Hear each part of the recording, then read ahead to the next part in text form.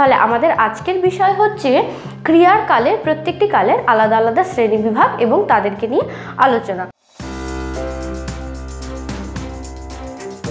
আমি আজকের ভিডিওটিতে তোমাদেরকে প্রত্যেকটি যে কাল আছে মানে বর্তমানকাল, অতীতকাল এবং ভবিষ্যৎকাল, তাদেরও যে কিছু শ্রেণীবিভাগ থাকে এবং সেটা আলাদা আলাদা করে কি কি হয় সেটা নিয়ে আজকে একটু বিস্তারিতভাবে আলোচনা করব। প্রথমে বলতে চাই বর্তমানকালের শ্রেণীবিভাগকে নিয়ে। বর্তমানকালের শ্রেণীবিভাগ হচ্ছে বর্তমানকালের চারটি ভাগ আছে। তার মধ্যে প্রথম ভাগটি হচ্ছে নিত্য বা সাধারণ বর্তমানকাল। বর্তমানকালের প্রথম ভাগটি কি? নিত্য বা সাধারণ বর্তমানকাল। দ্বিতীয় ভাগটি হচ্ছে ঘটমান বর্তমান। ঘটমান বর্তমান এটা হচ্ছে বর্তমানকালের দ্বিতীয় শ্রেণীবিভাগটি। 3 নম্বর হচ্ছে পুরাঘটিত বর্তমান। পুরাঘটিত বর্তমান হচ্ছে 3 নম্বর। 4 নম্বর হচ্ছে বর্তমান অনুজ্ঞা। ঠিক আছে, তাহলে বর্তমানকালের শ্রেণীবিভাগ কয়টি? বর্তমানকালের শ্রেণীবিভাগ হচ্ছে 4টি। নিত্য বা সাধারণ বর্তমানকাল, ঘটমান বর্তমানকাল, পুরাঘটিত বর্তমানকাল আর বর্তমান অনুজ্ঞা। এবারে আমরা এই প্রত্যেকটি কালের যে আলাদা আলাদা শ্রেণীবিভাগ তাদেরকে আমরা আলাদা আলাদা করে কখন হয়, কি হয় এবং তাদের কিছু উদাহরণ নিয়ে আজকের ভিডিওতে আলোচনা করব। তাহলে শুরু করছি। হ্যাঁ বন্ধুরা, এবার আমরা আলোচনা করব নিত্য বা সাধারণ বর্তমানকাল কাকে বলে। নিত্য বা সাধারণ বর্তমানকাল কি? যে ক্রিয়া নিত্য বা সাধারণত ঘটে তা হলো নিত্য বা সাধারণ বর্তমানকাল। যে ক্রিয়া সাধারণত সবসময় ঘটে সেটা হচ্ছে নিত্য বা সাধারণ বর্তমানকাল। যেমন রাম স্কুলে যায়, সূর্য পশ্চিম দিকে অস্ত যায়, এগুলো হচ্ছে নিত্য বা সাধারণ বর্তমানকাল। এই সমস্ত ঘটনাগুলো প্রায় সবসময় ঘটে চলেছে, তাই এগুলো হচ্ছে নিত্য বা সাধারণ বর্তমানকাল। দ্বিতীয় হচ্ছে ঘটমান বর্তমান। ঘটমান বর্তমান কি? যে ক্রিয়া বর্তমানে ঘটছে কিন্তু এখনো শেষ হয়নি তা হলো ঘটমান বর্তমান। আবারও বলছি, যে ক্রিয়া বর্তমানে ঘটছে কিন্তু এখনো পর্যন্ত কাজটি কি হয়নি, শেষ হয়নি, তা হলো ঘটমান বর্তমান। যেমন মেয়েরা খেলছে, মিতা রুটি খাচ্ছে। মেয়েরা খেলছে, মেয়েদের খেলা কিন্তু এখনো শেষ হয়নি, তারা এখনো খেলছে। মিতা রুটি খাচ্ছে, মিতা রুটি এখনো খাচ্ছে, ওর খাবারটা এখনো শেষ হয়নি, তাহলে এখানে ক্রিয়া এখনো শেষ হয়নি, কাজটা চলছে, তাই এটা হচ্ছে ঘটমান বর্তমানকাল। ঠিক আছে, তাহলে নিত্য সাধারণ বর্তমানকালকে যেটা নিত্য ঘটছে, রোজ ঘটছে বর্তমান, সেটা হচ্ছে সাধারণ বর্তমানকাল।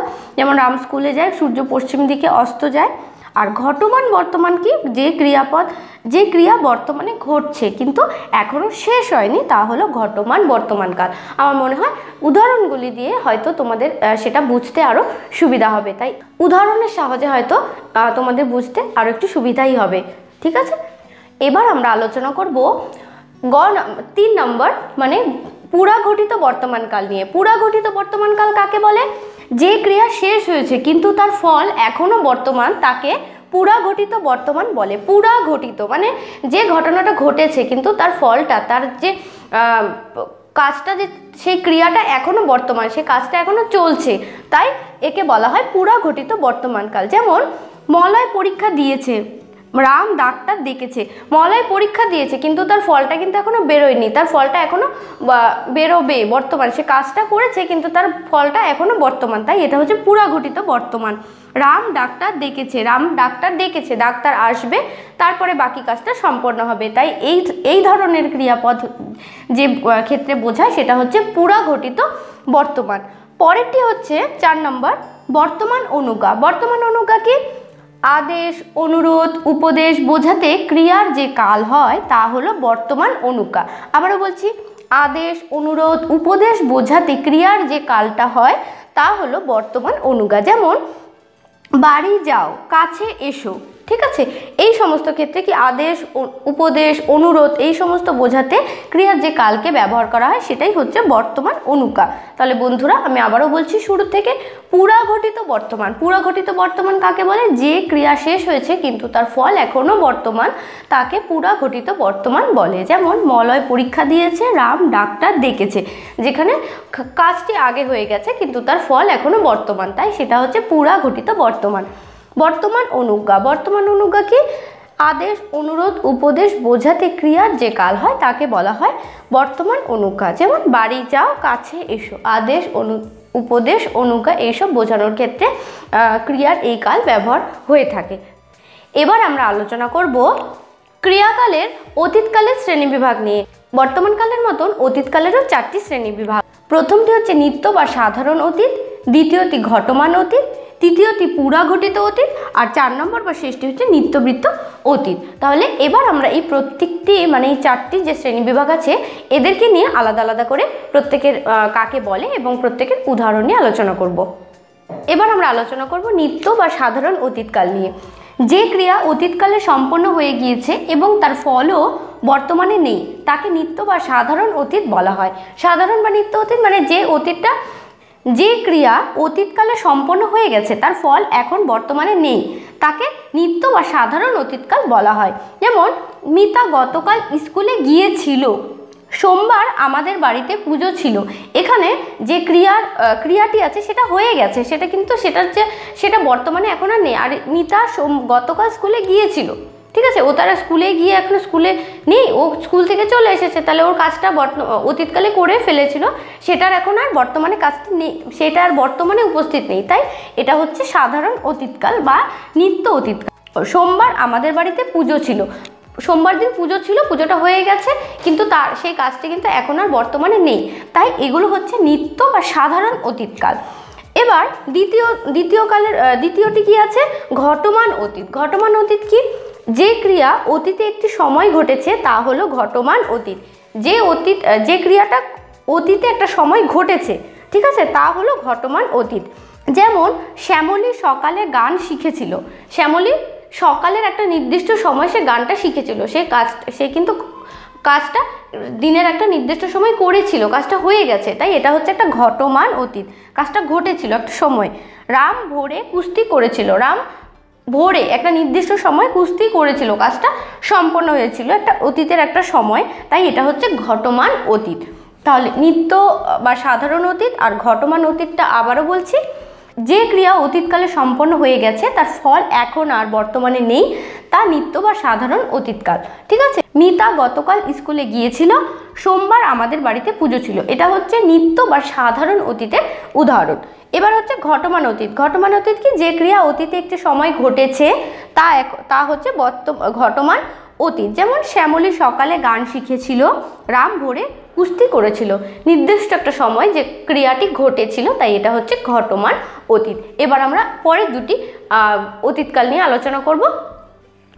এবার কি আছে? এবার আছে পুরাঘটিত অতীত। পুরাঘটিত অতীত কাকে বলে? যে ক্রিয়া কিছু পূর্বে ঘটেছিল তা পুরাঘটিত অতীত। খুবই সহজে, যে ক্রিয়া কিছু পূর্বে ঘটেছিল তা হচ্ছে পুরাঘটিত অতীত। যেমন ডাক্তারবাবু রোগী দেখে গেল, মানে ঘটনাটা কিছুক্ষণ আগেই ঘটেছে, সেটাকে বলা হয় পুরাঘটিত অতীত। ডাক্তারবাবু রোগী দেখে গেল মানে ঘটনাটা ঘটেছে বেশ কিছুক্ষণ আগে, সেটা হচ্ছে পুরাঘটিত অতীত।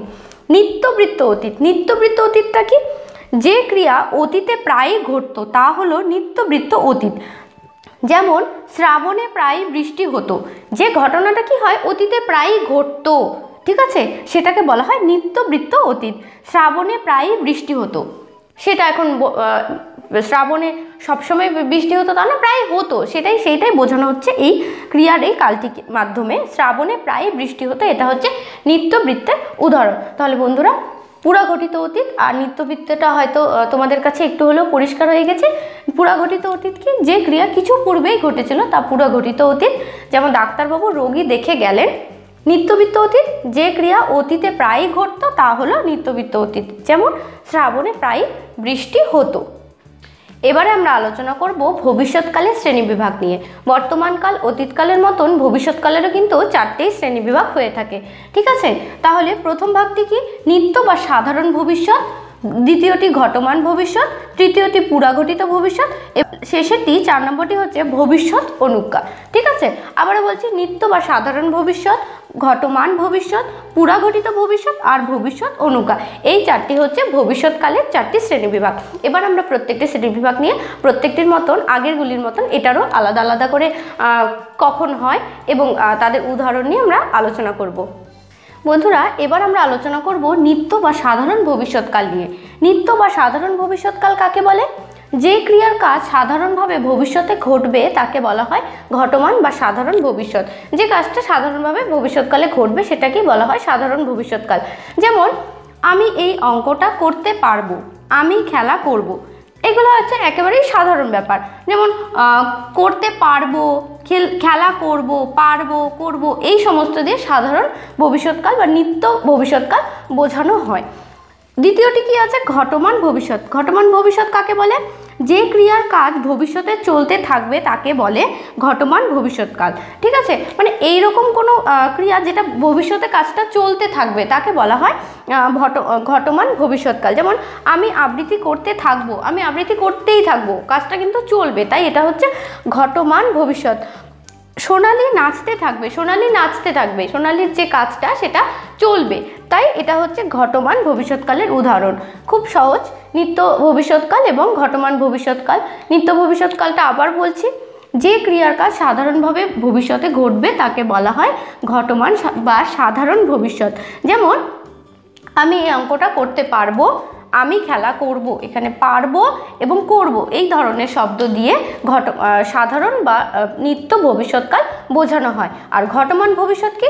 যে ক্রিয়ার কাজ ভবিষ্যতে চলতে থাকবে তাকে বলা হয় ঘটমান ভবিষ্যৎকাল। শুধু এতটুকু মনে রাখলেই চলবে যে ভবিষ্যতে যে কাজটা চলবে, ঠিক আছে, যেটা থামবে না, সেটা চলতে থাকবে কাজটা, সেটাই হচ্ছে ঘটমান ভবিষ্যৎকাল। যেমন আমি আবৃত্তি করতে থাকবো, সোনালি নাচতে থাকবে, আমার আবৃত্তিটা কিন্তু চলবে, থেমে থাকবো না, আবৃত্তি করবো না, আবৃত্তি করতে থাকবো, তাই এটা হচ্ছে থাকবো আর থাকবে, সোনালি নাচতে থাকবে।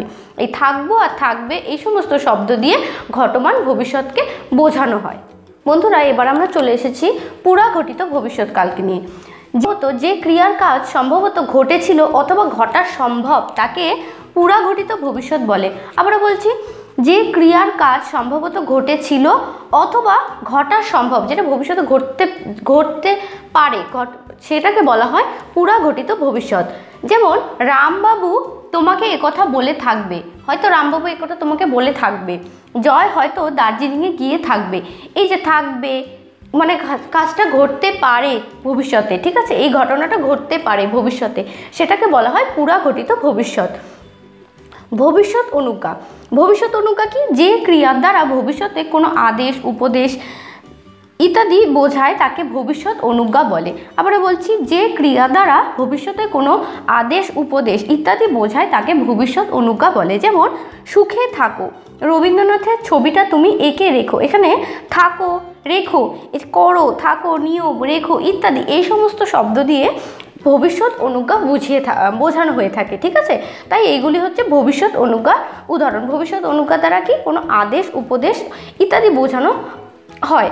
আবারও বলছি, পুরাঘটিত ভবিষ্যতে কি? যে ক্রিয়ার কাজ সম্ভবত ঘটেছিল অথবা ঘটা সম্ভব, ঘটে গেছে অথবা ঘটা সম্ভব হতে পারে, সেটাকেই বলা হয় পুরাঘটিত ভবিষ্যৎ।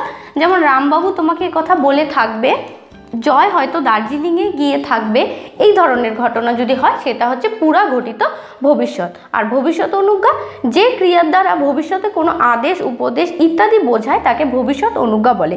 যেমন সুখে থাকো, রবীন্দ্রনাথের ছবিটা তুমি এঁকে রেখো, থাকো, রাখো, করো, নিও, রেখো এই সমস্ত শব্দের দ্বারা ভবিষ্যৎ অনুজ্ঞা বোঝানো হয়।